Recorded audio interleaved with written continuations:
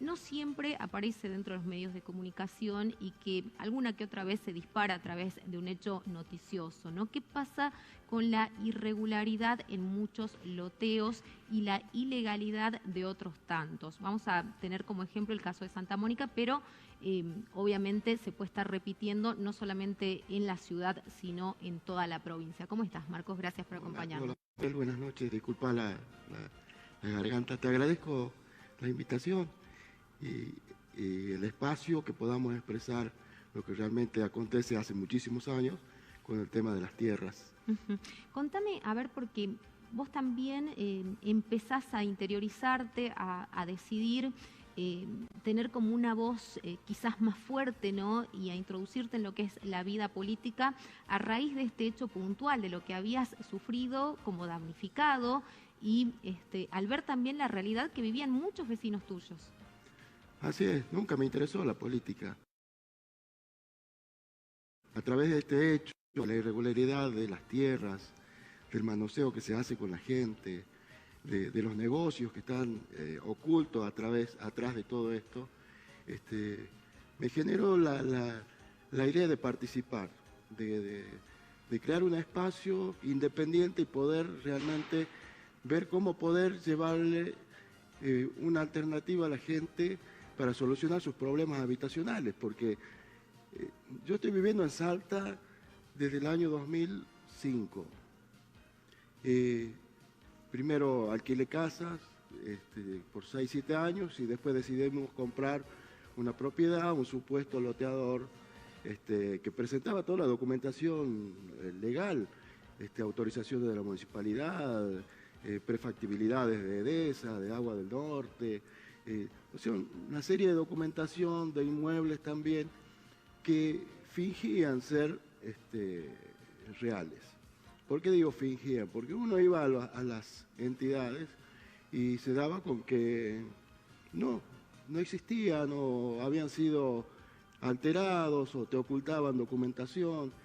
Y a veces cuando llegamos a las instancias del Consejo Deliberante, por el año 2013, 2014, batallamos mucho y empezamos a descubrir cómo ciertos funcionarios escondían información o ocultaban, no querían involucrarse, y todo eso fue creando en mí más fuerza en vez de debilidad, ¿no? Ellos, desgraciadamente, los funcionarios, por X intereses, quizás personales o políticos o económicos, no se involucran para hallar solución a estas cuestiones, porque evidentemente detrás de todo esto hay terceros que negocian y que sacan rédito de estas cuestiones.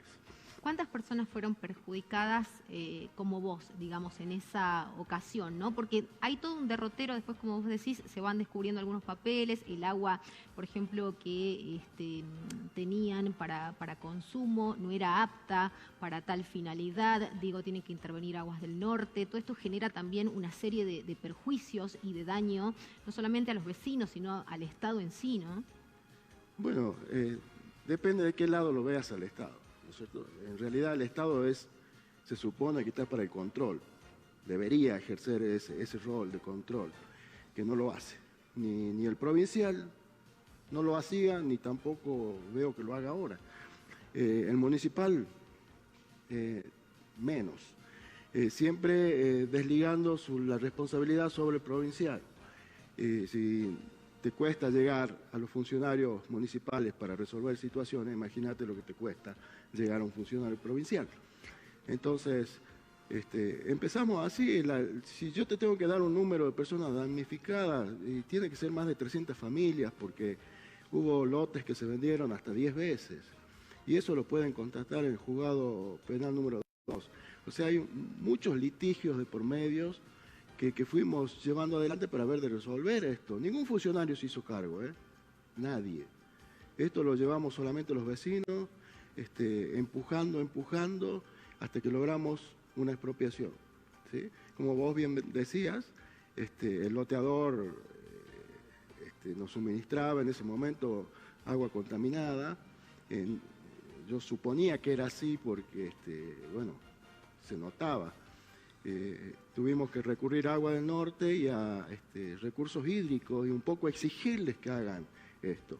Y yo le agradezco públicamente al juez de su momento que emitió una resolución y obtuvimos así la red de agua, ¿no? El juez Cabral Duba, excelente persona. Creo que en todo el recorrido hasta hoy te puedo nombrar solamente 3 personas que pudieron hacer algo o se animaron a hacer algo por nosotros. ¿Sí? Y bueno, la instancia hoy es que... ¿Cuántos años pasaron desde que vos iniciás este derrotero con este conjunto de vecinos hasta esta parte? Bueno, yo compré la propiedad en el 2010. El mismo 2010, diciembre del 2010, nos fuimos a vivir ahí. Con las condiciones fuimos los primeros que edificamos. ¿Sí? Parece que ellos buscaban que alguien comenzara la edificación, cuestión de que la gente tuviera mayor confianza en comprar. Y bueno, y así fue que la gente empezó a comprar. En el 2010, hasta el 2013, nos cansamos de conversar con el loteador para regularizar alguna situación. No había agua, no había luz, no había alumbrado público, recolección de residuos, o sea, no había nada. Hacía de cuenta que estaba en una zona rural. Nunca se obtuvo solución. Y después que descubro que la persona no era propietaria de los inmuebles, porque son 3, no era propietario de ninguno. Entonces, ¿cómo Agua del Norte, por ejemplo, o Edesa, le emitía prefactibilidades a esta persona si no exhibía documentación de propiedad? Claro, porque son muy exigentes. Cuando uno como particular va a pedir justamente algún servicio, se pide la copia ya sea del boleto de compra-venta, de la escritura, que se acredite la titularidad, ¿no? Y con esto son exhaustivos. Digo, si uno no exhibe esa documentación, esto no pasa. Exactamente. Si vos como vecino particular tenés tu casa y querés hacer los trámites, miles de requisitos. Pero estas personas no son puestos para hacer esto. Esto ténganlo bien presente. Estas personas son puestas para hacer esto. Son los que ponen la cara. ¿Sí? Detrás de esto hay otras personas, otros intereses. Y lo que vos decís que hay gente muy poderosa detrás de este tipo de accionar, por eso de alguna manera hay esta suerte de impunidad a lo largo de 12 años, porque eso es lo que estás planteando en definitiva. Exactamente, es así, porque bueno, podemos hablar solamente de Santa Mónica, pero en realidad en Salta hay más de 400 loteos irregulares. 400. No te estoy diciendo 40. Estoy diciendo 400 y no hace 5 o 10 años. Esto hablemos desde el principio de Floresta, ¿no es cierto? Entonces, en su momento cuando buscábamos nosotros que se regularice y luchamos por la expropiación, obviamente la oposición que ponían diputados y senadores era rígida, o sea, no querían, porque evidentemente si se les iba a ocasionar y les ocasionó un grave problema, que es asumir la responsabilidad, que es lo que tienen que hacer desde el principio. ¿Sí? Entonces, ¿qué pasó? Nosotros sentamos un precedente como, no una fuerza política, sino como vecinos que defendimos nuestros derechos. Ellos querían que nosotros, lo escuchaba al fiscal de Estado, decir que hay otras opciones para que, o a los senadores, hay otras opciones para que los vecinos regularicen, no hablando solamente de nosotros, sino de los 400 loteos, para que regularicen su situación, que se adhieran a la ley Pierri. A nosotros nos sugerían eso. Inviable totalmente. ¿Qué pasa con la ley Pierri? Nosotros aceptábamos someternos a la ley Pierri, lo que hacíamos era avalar la clandestinidad del supuesto propietario. Evidentemente era lo que ellos buscaban y deshacerse de la responsabilidad.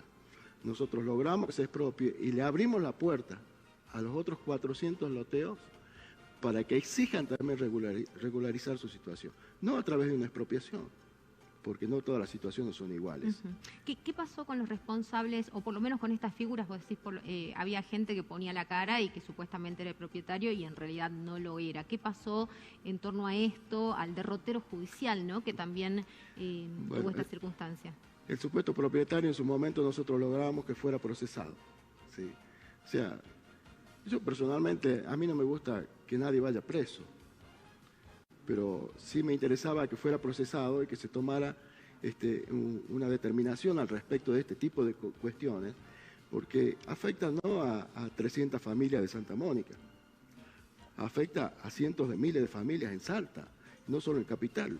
Imagínate, cuando nosotros logramos la expropiación acá, todos los loteos acá, que estaban de forma clandestina, migraron a Cerrillos. Allá a la intendenta de Cerrillos se le produjo un desastre, ¿sí? Y bueno, esta persona fue procesada y a través del tiempo, como hace la justicia siempre, deja caer la causa. Lo mismo ocurrió con la expropiación. Está durmiendo en inmuebles.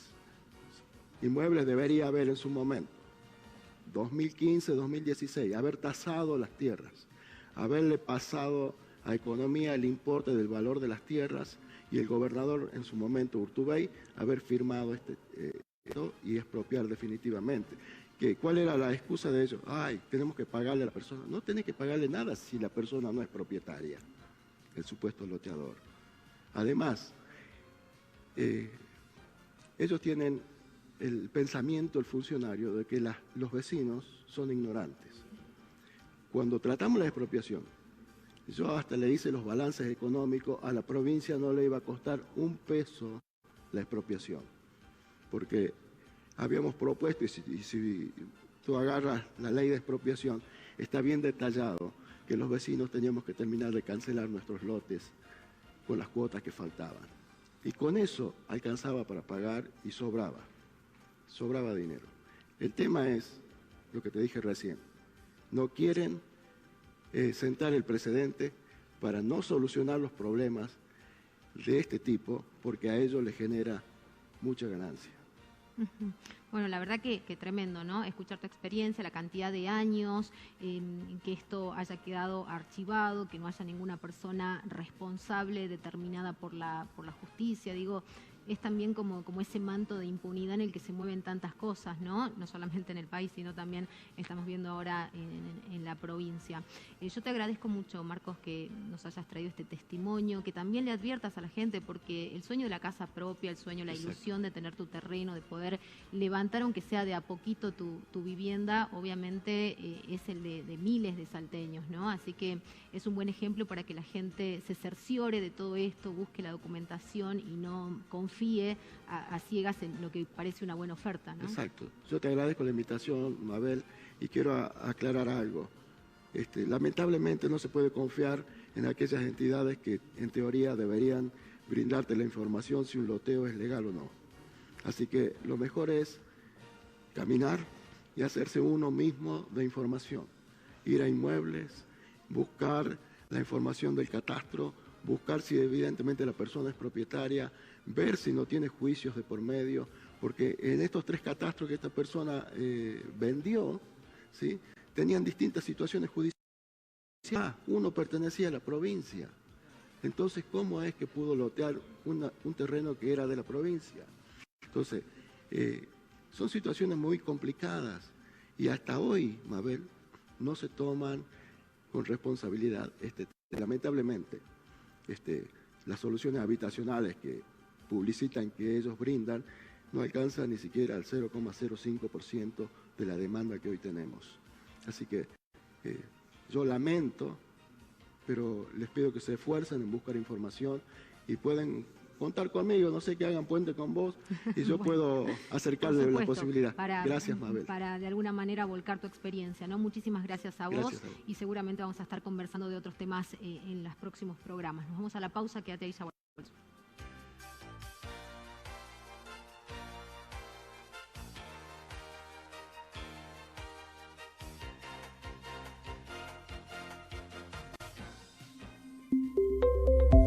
El 10 TV, Televisión Salteña.